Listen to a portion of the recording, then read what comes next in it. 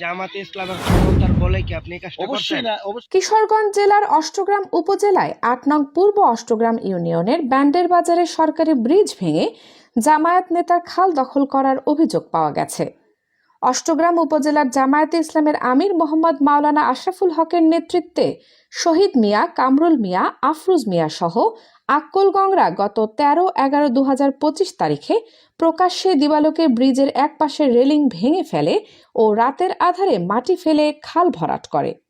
এই নিয়ে এলাকায় তোলপাড় সৃষ্টি হয়েছে। এলাকার স্থানীয়রা জানায়, ব্যান্ডের বাজারের জামায়াতে আমির মাওলানা আশরাফুল হকের নেতৃত্বে শহীদগঞ্জ জামায়াতে ইসলামীর দলীয় প্রভাব খাটিয়ে ব্রিজের এক পাশের রেলিং ভেঙে ফেলে ও মাটি দিয়ে খাল ভরাট করতে গিয়ে পাশে থাকা আরেকটি সরকারি টিউবওয়েলের নিচে পাকা করা কিছু অংশ ভেঙে ফেলে। আমি ওইটা রটমট বাইরে রয়েছে, বুঝছেন, বাইরে তাহার পরে আমরা কয়েকদিন বান্দা সান্দা রাখছি। তাহার পরে যখন অসুবিধা আমাদের পাশের দোকানদার আছে, আমরা বান্দা রাখছি, দেখা গেছে মানুষের পেটে পিটে দিয়ে ঢুক।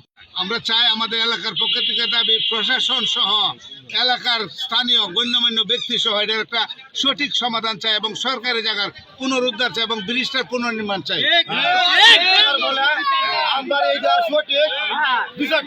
এ বিষয়ে আজ ২৫-১১-২০২৫ তারিখে অষ্টগ্রাম রিপোর্টার্স ক্লাবের ৩ সদস্য সরেজমিনে গিয়ে অনুসন্ধান করলে দেখা যায়, সরকারি খালে মাটি ফেলানোর কারণে এলাকার বর্ষার মৌসুমের পানি আসা যাওয়ার জন্য নির্ধারিত খালের আশেপাশের জমিগুলোতে এখনো পানি লেগে আছে। এলাকাবাসী আরও বলে, প্রতি বছর আমরা এই খানের জমিতে আবাদ করার জন্য বীজ ফেলতাম, জ্বালা করতাম, তারপর সেই বীজ হাওরে নিয়ে জ্বালা রোপণ করতাম। এখন এই খাল ভরাট করার কারণে এখানে পানি লেগে আছে, আমরা সঠিকভাবে জ্বালা রোপণ করতে পারছি না।